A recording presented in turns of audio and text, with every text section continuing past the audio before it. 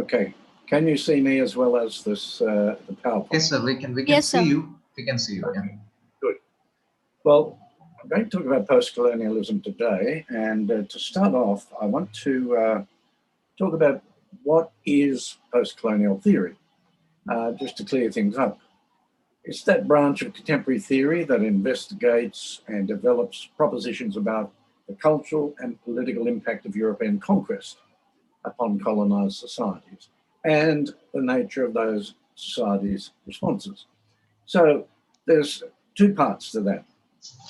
There's the political impact of European conquest, and that's where Orientalism comes in, and the nature of those societies' responses, and that's where the empire writes back comes in. Now, the term, of course, the post in the term causes all kinds of confusion, but it's best to think of it as post-invasion and not post-independence. It identifies neither a chronology nor a specific ontology. There's no one way of being post-colonial. It's not after colonialism, nor is the way of being. So post-colonial is, above all, a way of reading.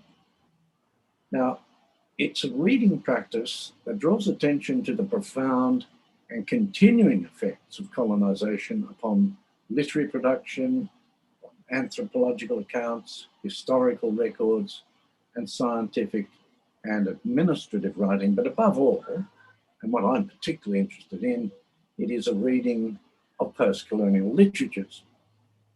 Now, post-colonial theorists today, post-colonial critics, the whole post-colonial stable make up what I call a convivial critical democracy.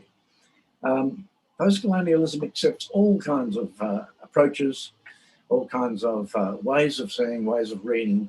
And the most interesting thing is those people who are very critical of the term are also embraced into the post-colonial stable. So convivial comes from the Latin convivere, to live with. This critical democracy is one in which we live with a whole range of different approaches. So it's a very wide and varied field. And I think the best way to focus it is to realize that it is a way of reading the engagements of colonized people with imperial power. Now, in the 90s, the language of post-colonialism began to drive the cultural turn in globalization. Simon Jacandi says, post-colonialism and globalization have at least two important things in common. They are concerned with explaining forms of social and cultural organization whose ambition is to transcend the boundaries of the nation state. And they seek to provide new ways to understand cultural flows that can no longer be explained by a homogeneous Eurocentric narrative of development and social change. And so this has been extremely important. The links between post-colonialism and globalization come about because the old models and sociological models of development theory that seemed to drive globalization studies were no longer felt to be appropriate for the various cultures, the global cultures that interwove and intersected in the world. So this is where post-colonialism, the language of post-colonialism, began to drive globalization studies. Now, around the turn of the century, people began to talk about post-colonial future. So what is the future of this field? What, you know, some wits said, what was post-colonial studies? And so the future of the field takes in a whole range of ideas. A plethora of ideas about the future of post-colonial studies arose at the beginning of the century. And let's have a look at some of them. The growing themes, of course, transnational literatures, because post-colonial reading is very interested in the interaction between different national literatures, but principally those literatures that are the inheritors of colonization. And also transculturalism. Transculturalism, very interesting term, originated in in South America, was brought into postcolonial studies by Mary Louise Pratt, and it really talks about something very interesting to postcolonial studies, the contact zone where the dominated and the dominating meet and both are changed. Now, in a little while, I'll talk about how that happens, and particularly how it happens in literature. But also the issue of multiple modernities. There's an idea that modernity was like a wave that washed over the world from Europe. But in fact, what we find is that coeval modernities emerged at different places in different cultures. Sometimes they were modernities that engaged imperial modernity. Other times they were modernities that arose coevally. And of course, there's world literature, and you might know that post-colonial studies has an interesting relationship with world literature, which is extremely Eurocentric in its approach. And you know, we see post-colonial literatures as world literatures as such, but of course the discipline of world literatures is very much focused on centre and margin, the centre being Europe. Also cosmopolitanism. Now, this is a term that has a very strong ethical base, the opening up to greet the other that comes from Kant. But in fact, I'm a little wary of the term cosmopolitanism because it's a very right term, and it seems to refer to those people who have access to travel, people who can move, people who can make the world their oyster. And for many colonized people, for many poor people around the world, this is simply not available. So there's also the post-colonial sacred, which is both looks at the sacred and religious beliefs of pre-colonial cultures, but also the ways in which colonized people engaged Christianity. And finally, post-colonial eco-criticism. The effect of imperialism upon the world had a very, very profound ecological impact. And several books have been written about this. I mean, not the least of which is the spread of weeds across the world. But this is becoming more and more interesting in the time of pandemic, because what we can see is an interesting theme, an interesting topic that needs to be explored further, and that is the relationship between colonization and disease. And we can see in the spread of the pandemic the ways in which economic power has an effect on societies and cultures' capacities to fight this pandemic.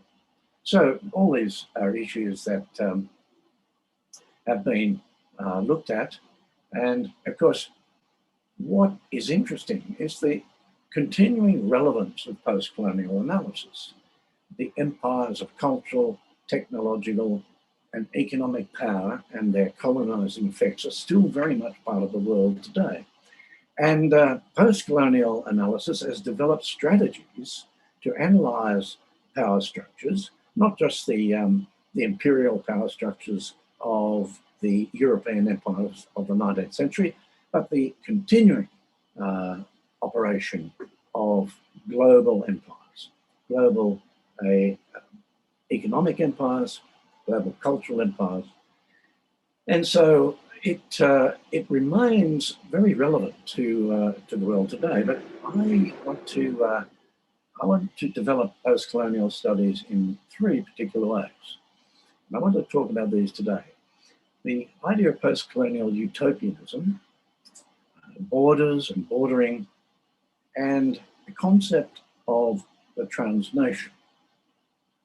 Now, the post-colonial utopianism is a very interesting concept, which I have recently written about.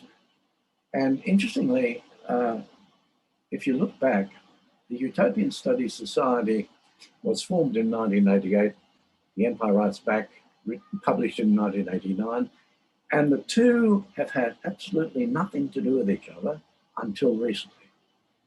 And so this in itself is interesting because utopianism is extremely important to those people who are visualizing a different kind of future.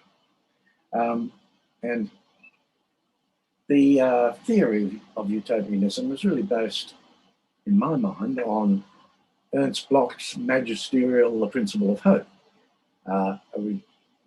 It was translated into English in 1986, and it was originally Das Prinzip Hoffnung, written between 1938 and 1947, interestingly, right at the time of the Second World War.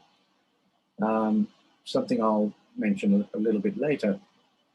And of course, that is bookended in a way by Frederick Jameson, who's written many things on utopianism, but most notably, Archaeologies of the Future. So, extending from Ernst Bloch through to Frederick Jameson, the idea of utopianism has been very much dominated in the 20th century by a combination of Marxism and science fiction. But I see utopianism as extremely important. And there's a difference, you see, between utopia and utopianism. There's a difference between the placeless place of Thomas More's Utopia and the spirit of hope. A difference between the representation of utopia and the anticipatory function of utopianism. You know, Ernst Bloch says that without, utopia is a vague dream, but without utopianism, without hope, we cannot live. Lyman Tower Sargent calls utopianism social dreaming. Ruth Levitas says, it's the desire for a better way of living, expressed in the description of a different kind of society that makes possible that alternative way of life. Now, for colonized people, of course, this vision of a different world was very much located in decolonization. But it continues. It has an impetus that even in the post-independence societies of formerly colonized countries, the utopianism, the belief in the future, the idea of the possibility of a different kind of world continues unabated. Now, when we look back at Thomas More's Utopia, there's a great irony in the idea of a post-colonial utopia, because More's Utopia is basically about colonial occupation. King Utopus invades the land of the Abraxas, changes its name, civilizes the indigenous inhabitants, and cultivates the natural wasteland.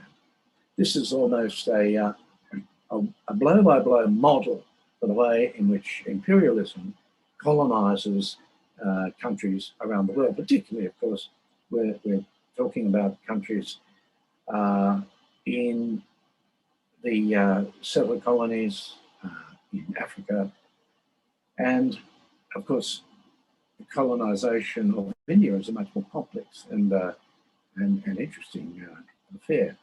But post-colonial utopianism starts off being quite ironic, but it's important to remember that literature has a phenomenally central effect, a central place in post-colonial utopianism, because it has an anticipatory function.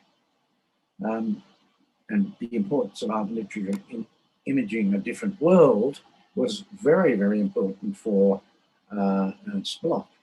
But Ben Ockery says, writers are the dream mechanism of the human race. This is a beautifully utopian idea. Writers are the dream mechanism. Now, it's not so much that all literature is optimistic or utopian in itself, but it has the capacity to imagine a different kind of world. And that capacity puts literature right at the center of the utopian program. Ernst Bloch says that literature has a Vorschein of foreseeing or anticipatory illumination, and this is the revelation of the possibilities for rearranging social and political relations to produce Heimat. Now, Heimat's a very interesting word. The Jewish Marxist Ernst Bloch, writing the Principle of Hope during the Second World War, was quite well aware that Heimat was something used by the Nazis to talk about the land of Aryans. But for Bloch, Heimat is the home we've all sensed, but never experienced or known. It's Heimat as utopia that determines the truth content of a work of art. So Heimat becomes that vision of possibility, that home we've all sensed, not experienced. And so Heimat is tremendously important in literature's anticipatory function in the utopianism of post-colonial literatures. And remember that that utopianism is not just about the establishment of an independent nation, but it's about the continuing drive for a home that we've sensed, a home that we haven't yet reached. And I think all formerly colonized countries and societies are aware that what was gained by independence is far from Heimat. That remains in the future. And for Bloch, Heimat always lies beyond the border. And so borders and bordering are a very, very significant theme in the world today, and particularly for post-colonial studies, for post-colonial reading.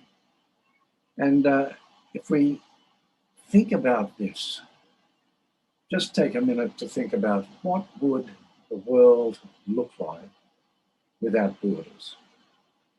It's hard to imagine.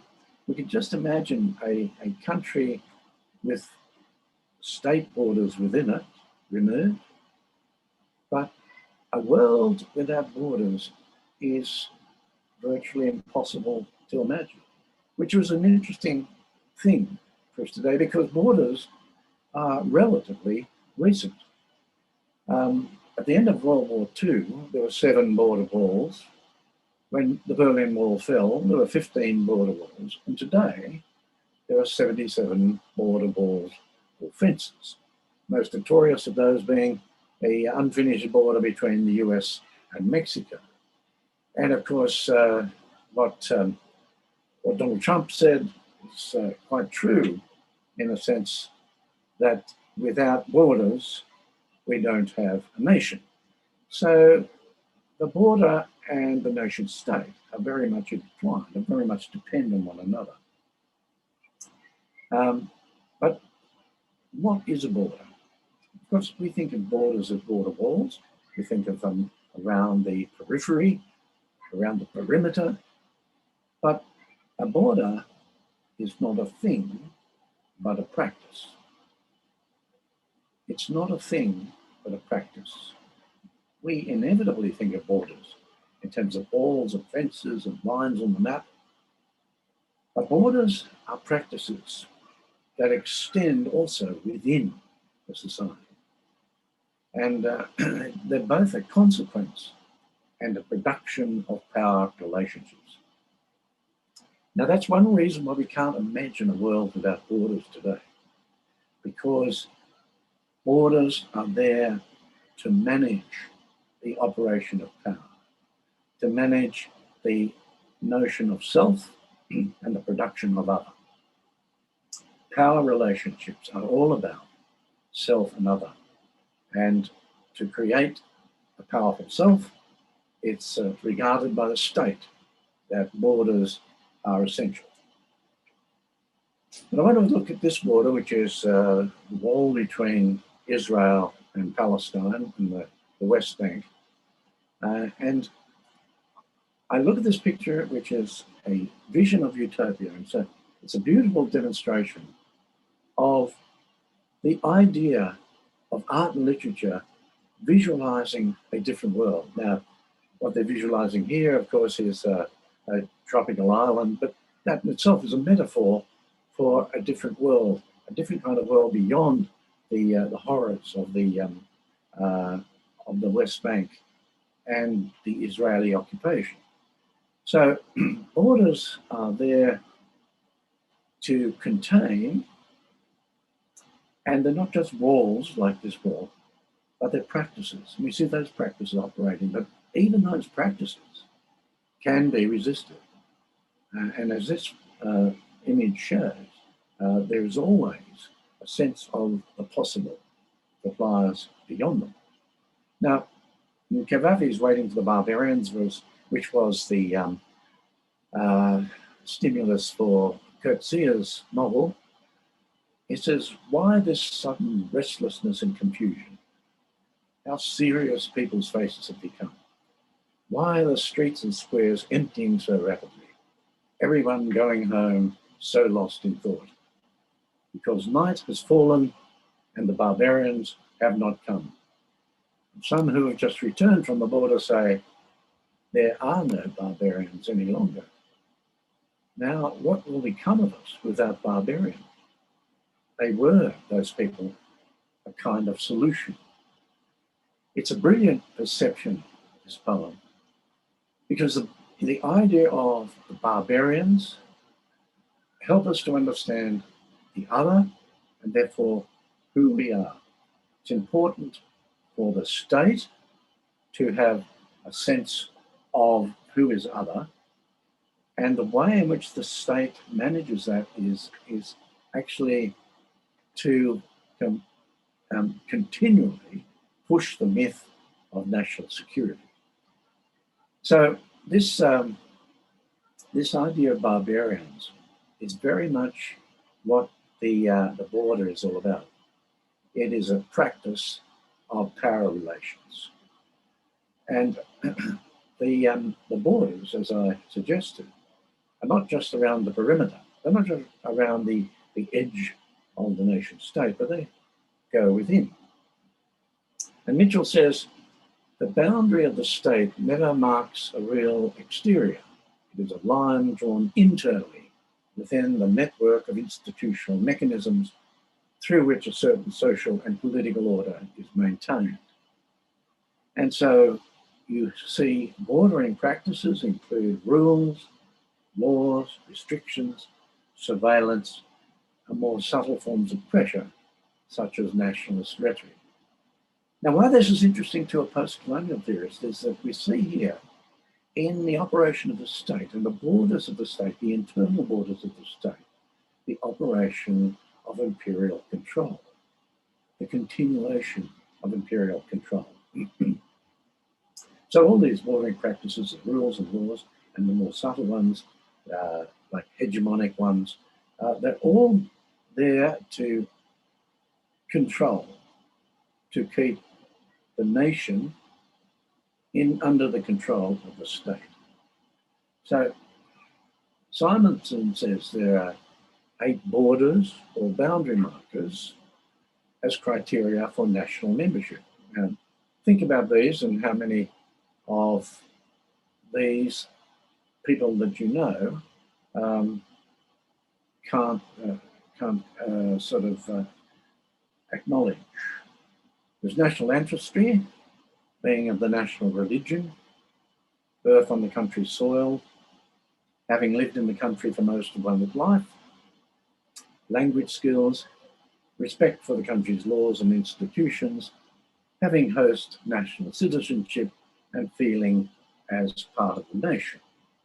Now, you can probably imagine that there are several categories of citizens that can't accord to those.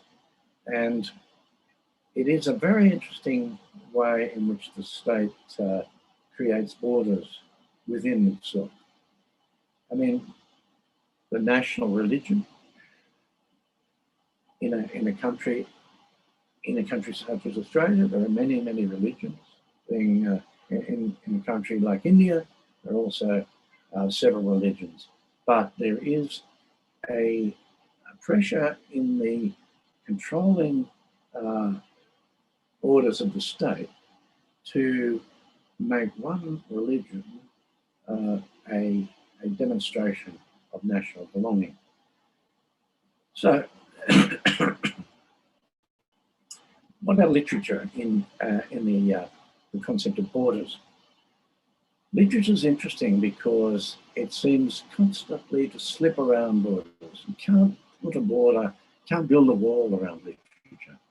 And in Step Across This Line, Salman Rushdie says, good writing assumes a frontierless nation. Writers who serve frontiers have become border guards. In our deepest natures, we are frontier-crossing beings. We know this by the stories we tell ourselves, for we are storytelling animals too. So good writing assumes a frontierless nation, and that, of course, is quite threatening for the powers that control the state. And also, Edward Said, he makes the point that exile is the mind of winter, but it's also the invigorating condition of the public intellectual's engagement with regimes of identity control, such as nation, religion, culture, and ethnicity. Now, by the mind of winter, he means that the migrant can feel exiled, can feel alone, cold, and separated from roots. But it goes on in his representations of the intellectual to talk about the ways in which exiles, migrants, have been the most, powerful, active public intellectuals. These are the ones who drill past the borders and who can most easily speak truth to power. So literature has a very, very strong role to play. And the creative spirit in general, for which literature is a powerful metonym, is the ultimate border crosser. It is inherently post-national because its tendency is not to belong. The nationality of literature is being a function of reading rather than writing. Now, what I mean by that is that a writer doesn't wake up in the morning and say, I'm going to write a great nationalist novel.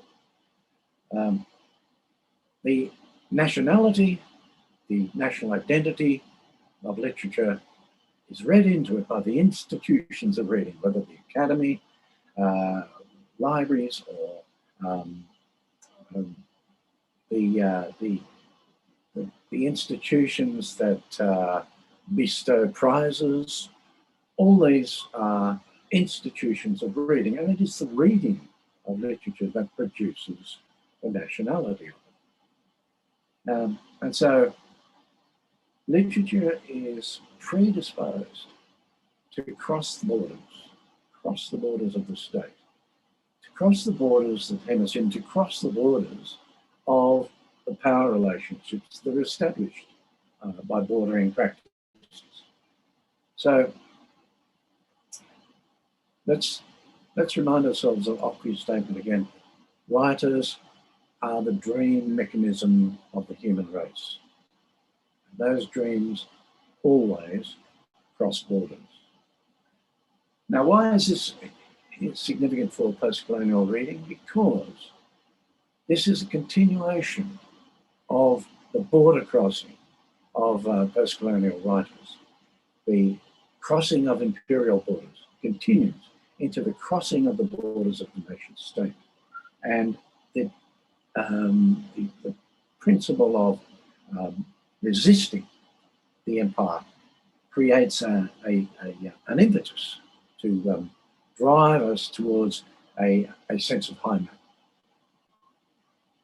The crossing of borders, says Rushdie, of language, geography and culture, the examination of the permeable frontier between the world of things and deeds and the world of the imagination, the lowering of the intolerable frontiers created by the world's many different kinds of thought police, these matters have been at the heart of the literary project. The lowering of the intolerable frontiers created by the world's many different kinds of thought police.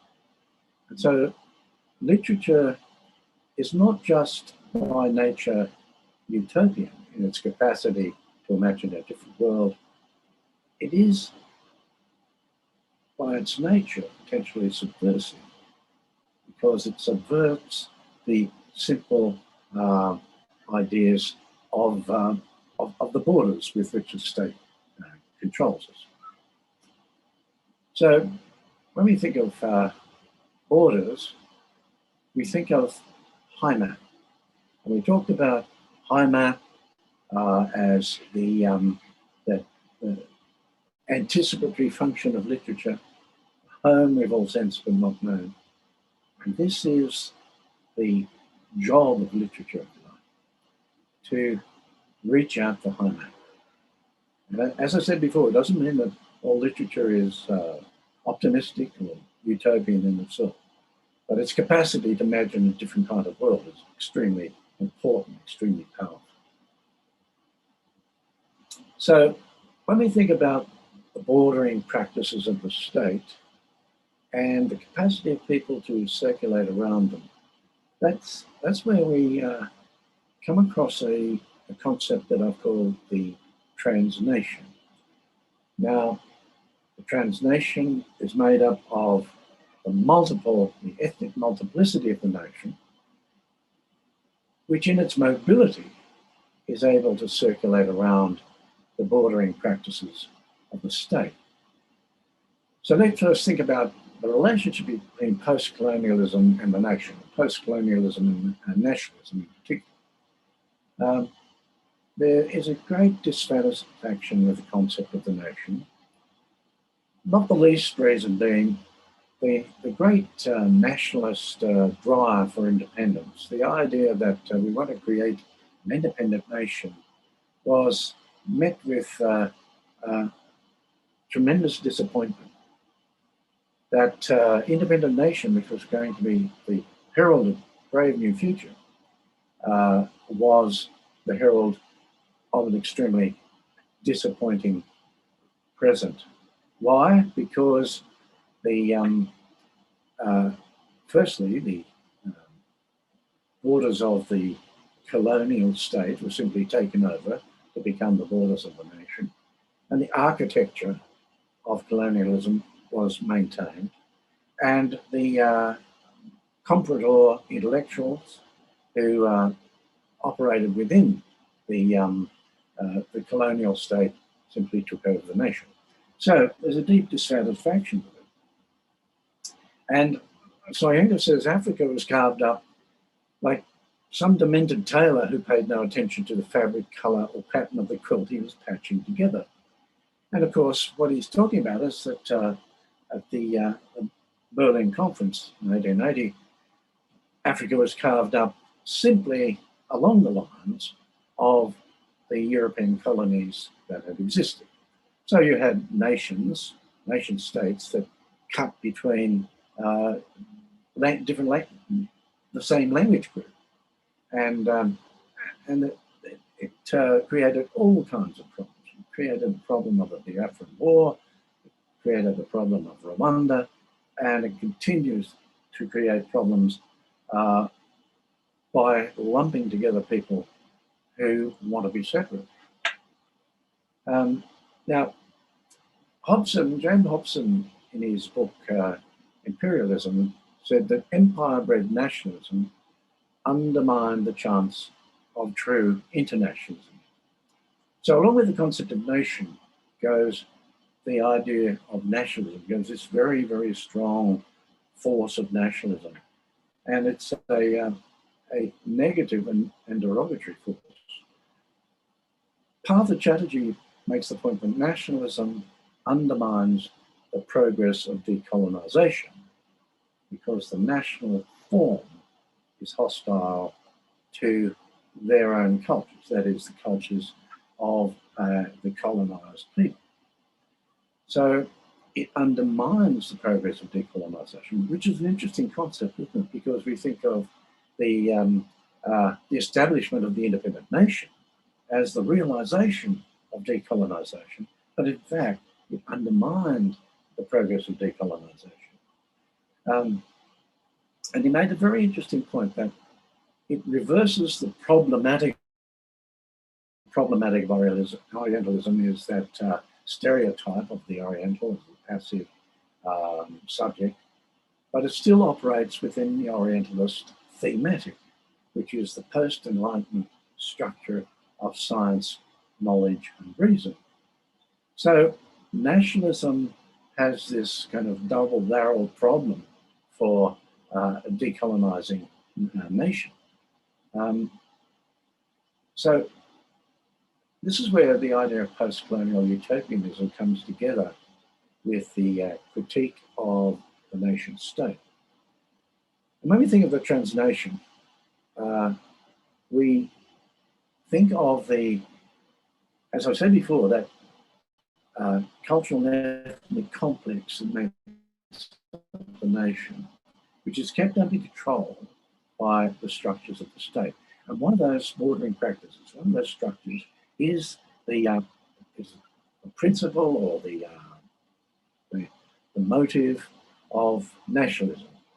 Now, both Rabindranath Tagore and Mahatma Gandhi were extremely critical of nationalism for different reasons, but they both saw nationalism as actually undermining the identity, not establishing an independent national identity, but undermining the identity of the post-independent state. And so nationalism becomes a very, very problematic aspect of the decolonising nation. Now, the transnation, it's the fluid migrating outside of the state that begins within the nation. It's a way of talking about subjects who circulate around the bordering practices of the state. I've been suggesting this all along. And when I say outside of the state, it's the fluid migrating movement that begins within the nation. It's the movement of national subjects around the bordering practices of the state. And these subjects circulate around the bordering practices. And this is why I call them the transnation, because it's not just the nation in its complexity, but it's the nation in its mobility and its capacity to circumvent. Now, there are several theoretical bases for this, but perhaps the best one is Deleuze and Guattari's distinction between smooth and striated space. Now, smooth space is like felt, it's rolled, it doesn't have a texture or structure. Striated space is like a woven cloth, warp and woof. It's got it's equivalent to text, and so it has both horizontal and vertical elements. But smooth space is just rolled, and it has no structure as such. And the transnation is equivalent to the smooth space of a nation circulating around the striated space of the state. Now, Scott introduces a concept called Infra Politics, which we can see is coincides with the operation of the transnation. It's the undramatic, everyday and mundane acts of quiet evasion, slowdowns, false compliance, feigned ignorance and sabotage carried out by factory workers that, when performed by many, change or alter the landscape of power. Now, in the world today, we're seeing a lot of protests. We're seeing a lot of protests about Black Lives Matter. We're seeing a lot of protest against the insidious movement towards autocracy, the movement towards a control of the state. And there is a very great movement of people for non-violent protest. And there are many, many ways in which non-violent protests can be successful. Not just standing in the street yelling, but many different ways in which it can be seen to be effective. Now, it's important to realize that the transnation is not necessarily subversive, but it can be subversive, but it is a threat to the state by its very capacity to circulate around the bordering practices of the state. It is a threat because it seems to put the control, the power control of the state in jeopardy. And that's why today, you see most states are getting into surveillance. And they say, surveillance is all about national security. Surveillance is about tracking down terrorists. But actually, they're surveilling their own citizens. And why? Because they recognize that the transnation is a threat to the control of the state. It doesn't have to be rebellious or insurgent, but the very fact that it exists puts the control of the bordering practices of the state in question. So the creative spirit is the ultimate border crosser. And that's where these things come together.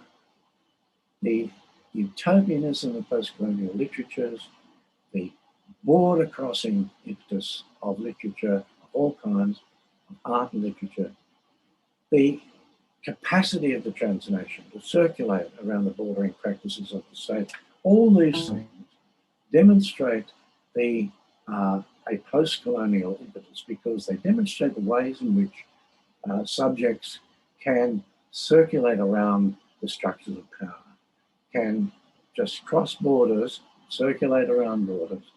And interestingly enough, literature, the creative spirit, are the ways in which individuals can cross these borders.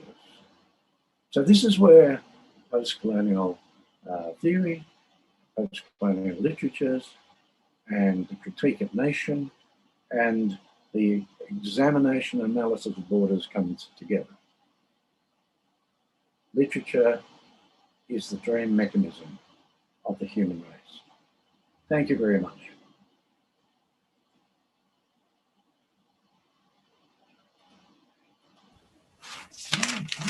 Thank you, sir, for your valuable words. Okay. Hello, sir, could you hear me? Okay, now I think I've got some questions here, and I think I might have covered that right at the beginning. What is the criteria for categorizing a text as post-colonial? Is it essential that the text must be produced after the end of colonialism? Or is it possible to consider a text as post-colonial even if it got published during the colonial era? Yes, as I said, post-colonial is post-invasion, not post-independence. So post-colonial reading addresses all the literary production since the moment of invasion. And that clears up one issue because many Indigenous people will say, you know, we're not post-colonial because we're still colonized. Well, exactly. You know. But post-colonial is a way of reading, and a way of reading, say, Aboriginal reactions to colonization. That makes it post-colonial. Okay, so can I explain the concept of post-colonial literature as world literature? Well, quite simply, post-colonial literatures are written in countries around the world. So it's not world literature in the way in which world literature is theorized today. But it is world literature because it is a aggregation of literatures that we find around the world. Now, not only in English, but of course in Spanish and French, all these literatures are literatures written as a function of engagement with imperial power.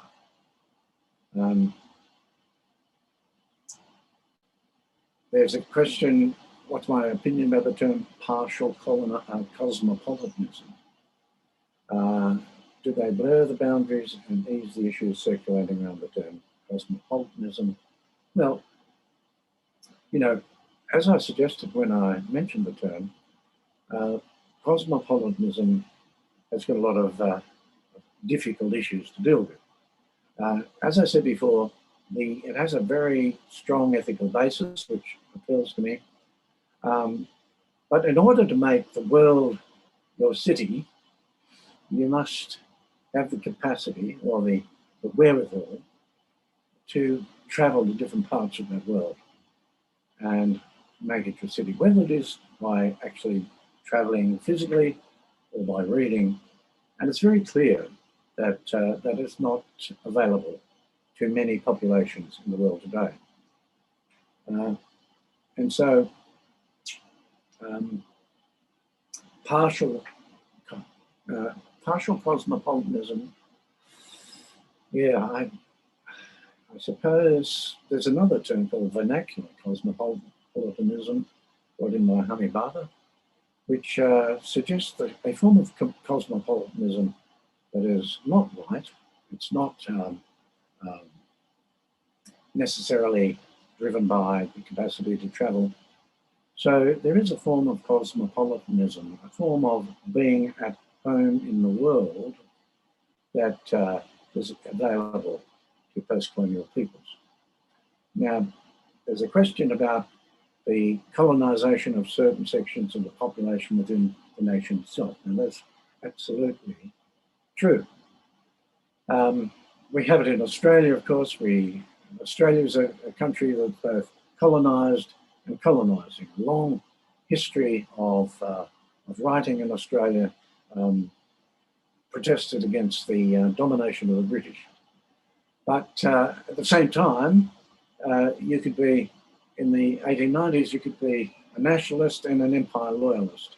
And that's something that drove Australia into supporting Britain in the First World War, in a war that had very little, if nothing, to do with Australia. So the colonization of certain sections of the population, I see this as the most derogatory continuation of imperial power within the post-independence state. There is what we're talking about, of course, is the continued operation of power. It doesn't seem on the face of it to be colonial power, but it is definitely imperial. And power structures are established by bordering practices. And bordering practices can be practices that put a border between ethnicities, between religions, between areas of the nation, and they are all continuations of the colonizing function. See, that is why post-colonial theory, post-colonial criticism continues to be valuable, continues to be useful, because it has the strategies to analyze the operations of power in the contemporary world. And we see that operations of power operating in the nation state. And we often see, well, the state is a bulwark against globalization. But in fact, the nation is the very institution which enables global control, global economic power to take over control in the nation itself. So the state has a very, very strong commitment to allowing globalization in. And it has a strong commitment to maintaining control over various aspects of the national population. Okay, so someone's going to play devil's advocate, is it fair or accurate to trace the roots of many of the problems faced by the global South to the violence and oppression of the colonial project? Especially considering that the project of decolonisation began almost 7 or 8 decades ago. There are also many European nations who haven't participated in the colonial project, and you seem to have better human development indices than countries of the global South. Singapore seems to be a prominent exception. Well, I disagree with that. Singapore looks to be a very bland and neutral nation. In fact, if you actually look at the operation of power in Singapore, you'll see there's a very strong colonial impetus. And I've written about this, about Singaporean literature. There is a very, very strong operation of power, operation of what I would say is a continuation of colonial power. Now, when you talk about the indices of human development, I think we have to go into some figures, some facts and figures there. But the general principle I agree with, that many of the problems faced by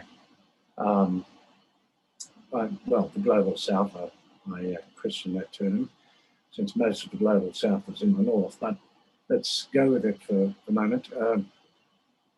If we talk about, you know, the problems, and of course, the European Western world looks at these countries and they say, you know, they don't know how to organise themselves, they don't know how to run a state, they don't know how to run a nation, look, it's chaos.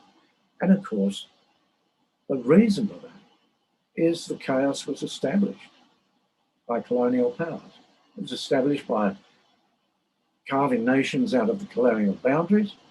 It was established by establishing elites, certain kind of elites, cultural and economic elites. And so, yeah, I mean, absolutely. The problems that the West looks at in places in the global South, and so, you know, these people are still savages. They're primitive, which is nonsense, because these the social problems that may be evident in these societies are, I would say, the absolute consequence of imperialism and colonial control. Now, another one. Now, I'm going to, have a few more. It's about 40 degrees here in Sydney, so I'm melting. This question says, nationalism undermines the process of colonisation, which is to say that within the process of colonisation embedded the seeds of decolonisation. With any power structure lie the seeds of subversion and challenge. Well, yes, I would agree with that, because let's put it in the language that I've been using. The operation of power comes about by the bordering practices of the state, and the seeds of decolonisation, if you like, the seeds of resistance lie in the capacity of the transnation to circulate around those bordering practices. So, in other words, where you have a multiplicity of bordering practices, you also have the access of individual citizens to circumvent them. Okay, we've got a question about post-nationalism. We've talked about post-colonialism. How should we talk about post-nationalism? Well, firstly, before I go into this, let's remember that post-colonialism is not after colonialism. It's perhaps, if anything, after invasion, but it is a way of reading. And that's why it's important today, because it gives us strategies for reading power relations in the world today. So post-nationalism is a very heated and argumentative discussion subject for discussion, I mean, and there are many things written about it. And some people say they dismiss post-nationalism altogether because they say nation is the way in which we can enable citizens to have human rights. There's all kinds of arguments for nationalism. But the post-nationalism doesn't mean that we have countries that are no longer nations. What it means is that in every nation, there is a potential to look beyond it. Post-nationalism is a way of seeing the complexity of the nation in terms of its fluidity and mobility. And so post-nationalism was also a way of reading. We won't have a world, I don't think, too soon in which nations have disappeared. We don't seem to have any alternatives to the nation state at the moment. But just as post-colonialism is a way of reading, so post-nationalism is a way of reading the fluidity and the insurgent potentiality, the capacity to circumvent the bordering practices of the nation state. That is post-nationalism to me. Certainly, nationalism is a bent concept, and if we can think about post-nationalist existence, I want to suggest that post-nationalism is a way of reading an existence that already is there, is already present. It is the capacity for citizens to circulate around the bordering practices of the state. So remember that. Just as post-colonialism is a way of reading, so post-nationalism is a way of reading. Doesn't mean we're going to have a world without nations, although that would be very interesting. A world without borders, how would that look? That'd be extremely interesting, but I don't think it's going to happen. But post-nationalism, and the theory of post-nationalism, is all about reading the practices of citizens within the nation state. The capacity of citizens not to adhere to or give credence to the ideology of the state. Now, I've just mentioned ideology. I'm going to quickly say, of course, Althusser says we're born into ideology, we grow up in it, and so we are interpolated by the state as subjects. But I want to suggest that once we understand the operation of state, then we have the capacity to resist that ideology. And many citizens, many subjects in the Transnation have demonstrated that capacity by their ability to circulate, their fluidity and their mobility. Now, questions keep going on, but I am coming to a close.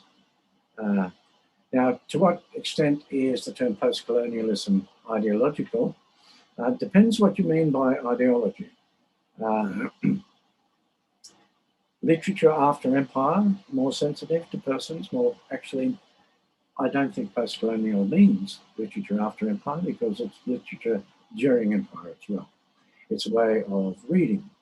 And so it's not ideological in the way, say, colonisation or nationalism are ideological, because it's by its nature critique.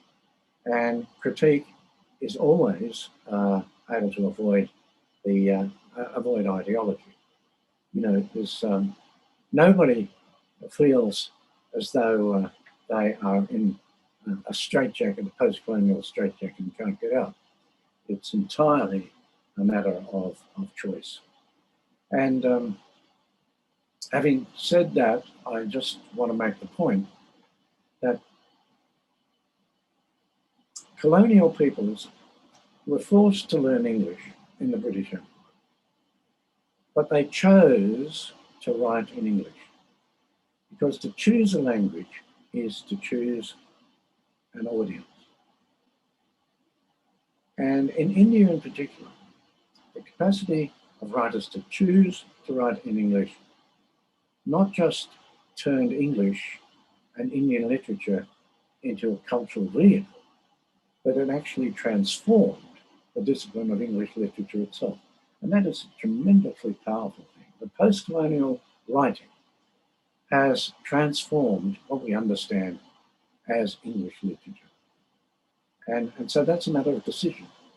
I must do one final question. I have to talk about feminism because feminism, as you might know, has had a bumpy ride in amongst colonial peoples, amongst colonial women, because many colonized women saw that independence, nationalism, decolonization was something that had to come first before the emancipation of women. But in fact, the two go hand in hand. Just as decolonization and the liberalism and the removal of inequality go hand in hand. So feminism, the liberation of women and the liberation of the colony, of the colonial peoples, these are intertwined. They can't be separated. Although, you know, back in the 70s, some colonized women said, we want independence before we start thinking about feminine equality. I think, in fact, these two go hand in hand. So feminism is an integral part of colonial liberation. And I think I might end it there. Thank you very much for listening. And thank you very much for your attention and all your very interesting questions, which keep going on and on. Yeah, I wish I had time to answer all your questions. Professor Ashcroft, okay, we will email all the questions to you. So it's more than 1 hour. Shall we conclude the session? Are you okay? You want me to keep going, do you? Yeah, it is more than 1 hour. You should be tired. Shall we conclude the session? And we will email all the questions to you. All right. Is it okay? I'll try. I could melt here, but okay, sure. So shall we conclude, or are you going on, or shall we conclude? I'll go on for until for another 7 minutes. Okay, sure.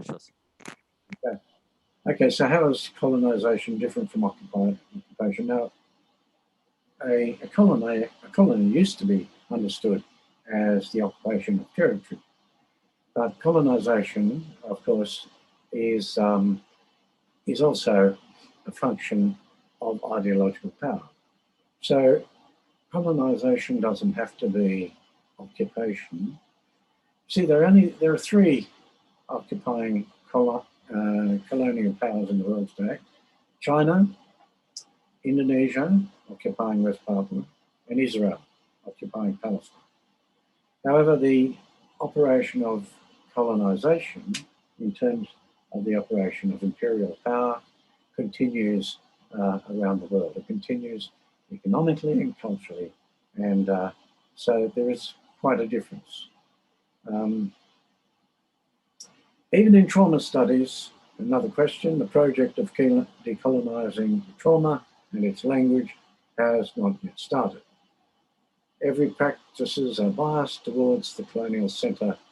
Even literature, when it creates a utopian world of words, do they concentrate on the center? Well, no, I don't think so. As I said before, to choose the language of the center is to choose an audience. Now, when the colonial powers forced colonial subjects to learn English in order to create a colonial elite, they could never have imagined the consequences of that,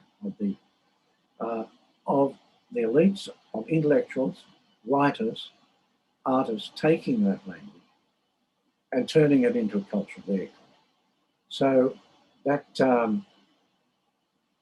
that from that point on, the made the language a language of the location, a language of the locale rather than a language of the center.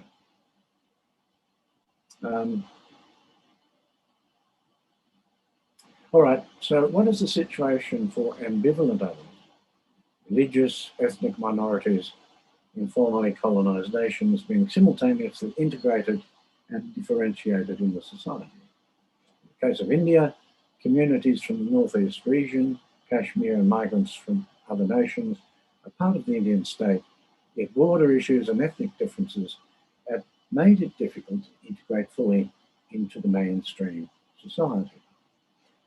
Absolutely. Now, that's what I've been saying about the way in which the ordering practices of the state operate. And they operate to create borders between ethnic religious minorities and in terms of caste, in terms of location, in terms of where you come from. But what I'm saying is there is potential in the transnation to circulate around these borders. You know, people might not want to totally integrate. People might want to maintain a capacity to circumvent the pressure to become a national subject. And I think for most people, what happens is that at certain times you identify with a nation, like when your nation's playing cricket, for instance, but at other times you kind of circulate around the bordering practices of the state. So I think let's not underestimate the potential of individual subjects to circulate, of individual subjects of the transnation. So ambivalence is potentially a condition of every national subject. And for many of us who have a certain kind of power, I'm a white male in Australia, so it's very easy for me to pass as a national subject. But I managed to have a very great critique of the nation state, of the Australian nation state. And I think that this is true for many, many different subjects of the transnation. You know, there are moments when you can identify with the nation and you choose to do that because it's strategic. But there are other moments where you circulate around the bordering practices of the state. So in that way, I'm saying all of us are potentially ambivalent subjects. And I think that's a good thing. It's a positive thing. Okay, so it's usually held that the antithesis usually is so intense that for a while it replaces the thesis before there's a synthesis. Do you feel like post-colonial theory is getting a little extra attention right now? It's going to eventually balance out a little. Or do you see any room for post-colonial trends? Now, you know, since the year 2000, people have been saying, well, what comes next? What's after post-colonialism? What's the post-colonial? And what I think I've suggested is that because post-colonial theory is so embracing, because it's a convivial critical democracy, it embraces a whole range of different approaches and embraces even the post-colonial, if you like. And that's why I think it continues to provide the strategies that enable us to critique and analyze power, global power, economic power, as well as cultural power. And we must admit that economic and cultural power go hand in hand in the world today.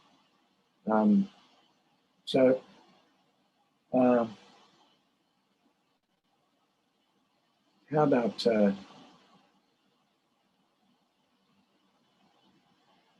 last question. After decades of decolonization, the post-colonial nations are still utopias that are yet to be realized in practice. What's my take on that? Absolutely. Let's remember that utopia is a dream. But utopianism is the belief that a different world is possible. Utopianism never goes away. Even when utopia is not going, utopianism, the belief that a better world is possible, the belief in hope for the future, this remains and continues. Now, I don't want to go into the question of global warming, but what I will say is that if you're looking for research projects, you could do worse than looking at colonisation and the pandemic, or colonisation and neoliberal capitalism and global warming. So all these are issues that can be approached by the strategies of post-colonial reading. So that's it for me. So thank you very much. And I'll hand you over to Dr. Varghese. Thank you, sir. Thank you. Thank you, sir. Yeah. Thank you, sir, for answering those questions. We had many wonderful questions posted in the chat box, but due to the time constraint, we will be stopping here. But we ensure you that all the questions will be directed to the speaker. Over to you, Devi. Okay, now I invite Dr. Benny Matthew, Assistant Professor and Vice Principal of St. Bergman's College, to deliver the vote of thanks. Please, Benny, sir. Thank you, Devi and Milan. I hope you can hear me well. Yes. Yes, sir. Okay, fine. Thank you. Honorable Resource Person of the Day, Professor Will Ashcroft. Ladies and gentlemen. Sir, it was indeed a great honor and enlightening experience to listen to the erudite lecture on post-colonialism from the world's greatest critic in the field, the author of The Empire Writes Back. As Father Jose mentioned in the welcome address, Ashcroft is a familiar name for all the literature students in India because he is invariably prescribed in the syllabi of all universities in India.